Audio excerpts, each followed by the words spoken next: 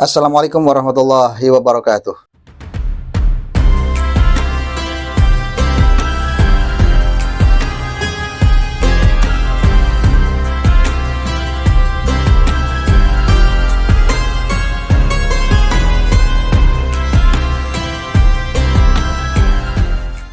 Bismillah, alhamdulillah, wassalatu wassalamu ala rasulillah. Asyhadu an la ilaha illallah wahdahu la syarikalah wa asyhadu anna Muhammadan abduhu wa rasuluh la nabiyya wa la rasula ba'dah. Allahumma shalli wa sallim wa barik ala sayyidina Muhammad ibn Abdillah wa ala alihi wa ashabihi wa mawalah, amma ba'du. Sahabat-sahabat lensa hitam dimanapun Anda berada, semoga kebahagiaan, kesejahteraan, keberkahan bersama kita semua, bersama keluarga dan orang-orang yang kita cintai. Amin amin ya rabbal alamin. Kali ini kita ketemu dalam lensa syiar Nasidaria, nasihat singkat, dakwah ringan apa adanya.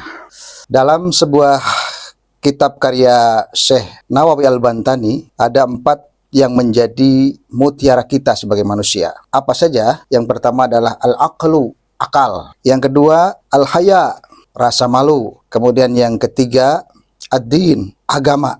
Kemudian yang keempat adalah al-amalus sholeh, amal soleh. Kita tahu bahwa mutiara itu adalah sesuatu yang sangat berharga, indah, kemudian mahal harganya. Akan tetapi seseorang yang akan mendapatkan mutiara itu, dia harus bekerja keras sekuat tenaga. Satu, memiliki skill, yang kedua memiliki peralatan yang cukup, kemudian dia memiliki mental yang kuat sehingga dia mampu menyelam di dasar lautan, sehingga kemudian dalam proses tertentu, proses yang cukup panjang, akan menghasilkan mutiara yang diharapkan, yang mahal harganya tentunya. Demikian juga dalam diri manusia, keempat hal tersebut yang menjadi mutiara itu bisa dipertahankan, bisa kita manfaatkan, bisa kita aktifkan secara optimal, maka kita menjadi manusia yang berharga di hadapan Allah dan di hadapan sesama manusia. Yang pertama akal. Orang yang menggunakan akalnya secara baik, maksimal, sebagai upaya kreativitas, inovasi, itu akan menjadi manusia-manusia yang berharga. Termasuk dalam beragama, ketika kita menggunakan akal sehat, maka akal itu akan mendukung keimanan kita terhadap wahyu-wahyu Allah.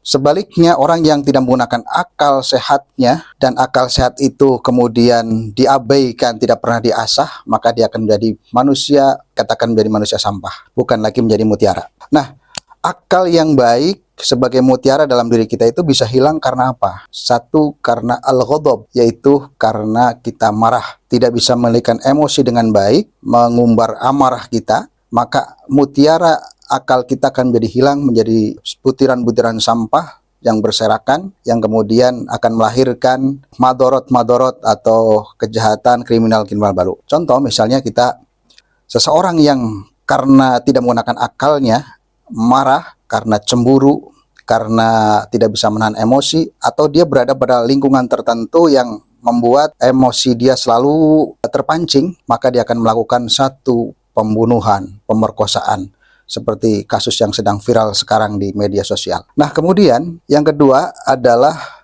al-haya, rasa malu. Rasa malu ini adalah aset berharga dalam diri kita. Tetapi rasa malu yang dimaksud adalah rasa malu untuk melakukan kemaksiatan, tindakan-tindakan asusila, tindakan-tindakan yang tidak diridhoi Allah, tindakan-tindakan yang melanggar norma-norma kehidupan. Ketika kita malu melakukan hal-hal tersebut, hal-hal yang tidak sesuai dengan kaidah agama, norma kehidupan, maka malu itu adalah malu yang positif. Tetapi sebaliknya, ada orang yang malunya itu karena malu berbuat kebaikan. Wah, kalau melakukan kebaikan, dia malu malu takut direndahkan orang, malu tidak bisa maksimal seperti orang lain. Malu berbuat kebaikan, namanya itu malu yang tidak diperbolehkan, justru malu yang negatif. Nah, rasa malu itu sebagai mutiara dalam hidup kita, dalam diri kita bisa hilang karena apa? At-tama, karena tamak, rakus, serakah. Bukankah seseorang yang menjadi pejabat, menjadi pemimpin itu adalah sesuatu yang baik ketika dia menggunakan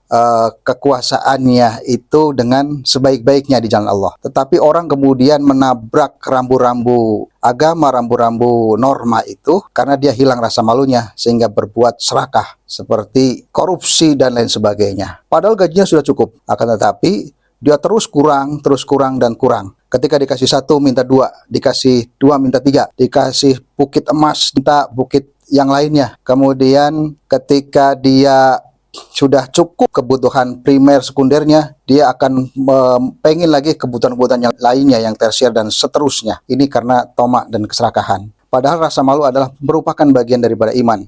Ketika rasa malu itu ditabrak, kemudian berbuat kemaksiatan dan hal-hal yang tidak dari Allah, berarti keimanan kita pun sirna dengan seiringnya hilangnya rasa malu itu. Kemudian yang ketiga, sahabat-sahabat lensa hitam yang dicintai Allah, adalah ad-din. Mutiara kita adalah agama. Orang yang beragama dengan baik sebagai agama yang diridhai Allah, yaitu dinul Islam, dengan baik mengamalkan apa yang diperintah Allah, menjauhi apa yang dilarang Allah dan Rasulnya, maka dia akan menjadi orang yang bertakwa, dan dia berarti mengoptimalkan, mengaktifkan mutiara yang ada dalam dirinya. Tetapi ketika orang sudah tidak mau beragama, jauh dari agama, maka dia akan kehilangan mutiara itu, dan dia akan berubah menjadi sampah dalam pandangan Allah dan pandangan sesama manusia. Nah, kemudian agama itu, ad-din itu bisa hilang sebagai mutiara dalam diri kita itu karena apa? Yaitu karena al-hasad, hasud, karena dengki dengan orang lain, dengki terhadap keinginan orang lain, kebaikan kepada orang lain, atau apa nikmat-nikmat yang orang lain punya terhadap kita itu, kita pengen dia itu hilang nikmatnya dari orang lain itu, berpindah kepada kita.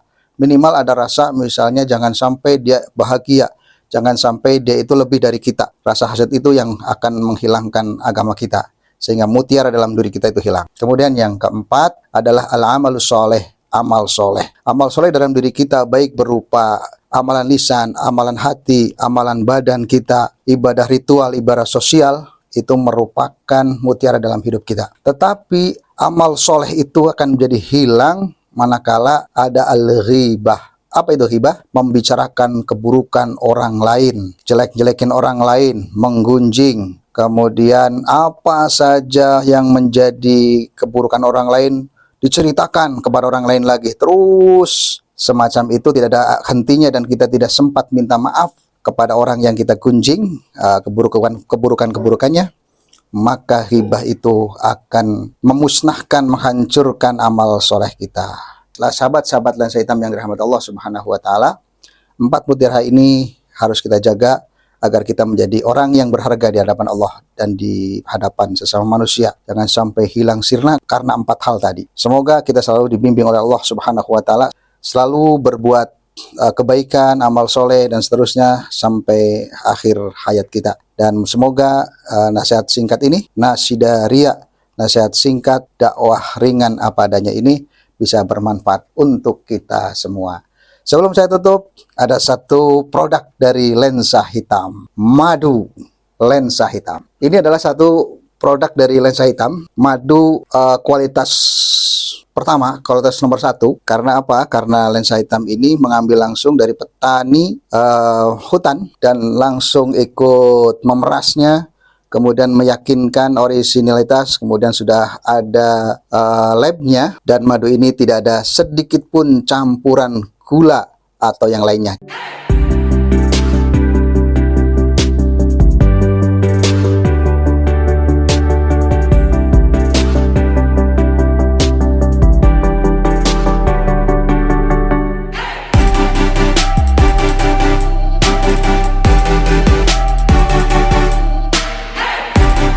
Terima kasih. Wassalamualaikum warahmatullahi wabarakatuh.